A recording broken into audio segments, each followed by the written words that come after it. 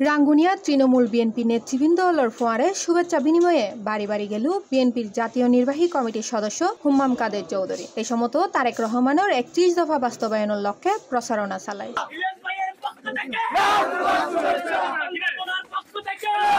সেপ্টেম্বরের 5 তারিখ শুক্রবার ও উপজেলার চন্দ্রগুণাতুন হদমতলী ইউনিয়নের লিচুবাগান এলাকাত উপজেলা বিএনপির যুগ্ম আহ্বায়ক হাজি ইলিয়াস শিকদারের বাসভবনত যায়। এন্ডে তার অফিসত বই শুভেচ্ছা বিনিময় করে চন্দ্রগুণার বিভিন্ন স্তরের জাতীয়তাবাদী নেতৃবৃন্দ দলের ফোয়ারে। এতে চন্দ্রগুণা সিএনজি অটোরিকশা চালক সমিতি সহ বিভিন্ন পেশাজীবী সংগঠন নেতৃবৃন্দ দল তার ফোয়ারে শুভেচ্ছা বিনিময় করতে দেখা যায়।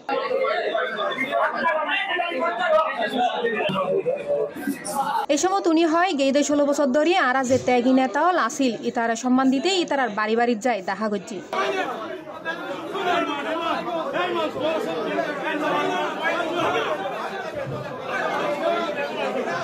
এর আগে উনি রাঙ্গুনিয়া মডেল মসজিদত জুমার নামাজ আদায় করে মুসল্লি হলের পরে শুভেচ্ছা বিনিময় করে। এরপর তৃণমূল নেতৃবৃন্দ দলের বাড়িতে যায় ইতারা হুসবল লয় এবং স্থানীয় নেতৃবৃন্দ দলের পরে দলীয় সাংগঠনিক বিষয়ে আলোচনা করে। আমরা দীর্ঘ 17 বছর আমাদের দলের উপর যে নির্যাতন নিপীড়ন জুলুম চলেছিল, আমরা দীর্ঘ 17 বছর কারাগারে ছিলাম, ভিতরেও কারাগার বাইরেও কারাগার।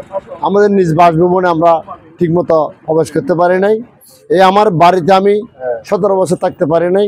যে দীর্ঘ 17 বছর যারা ত্যাগ স্বীকার করেছিল এই দেশের জন্য, গণতন্ত্র ফিরিয়ে আনার জন্য, আজকে সফল মনে করে আমার নেতা বিএনপি নির্বাহী কমিটির সদস্য হুম্মাম কাদের চৌধুরী আমার পাশে এসে আমার পরিবারকে দেখার জন্য আসছে। এই সময় বিএনপির জেলা উপজেলা ও ইউনিয়ন পর্যায়ে বিভিন্ন স্তরের নেতৃবৃন্দ দল উপস্থিত আছে। তৃণমূল নেতৃবৃন্দ দলের পরে হুম্মাম কাদের মত বিনিময় প্রসঙ্গে হাজি ইলিয়াস শিকদার হয়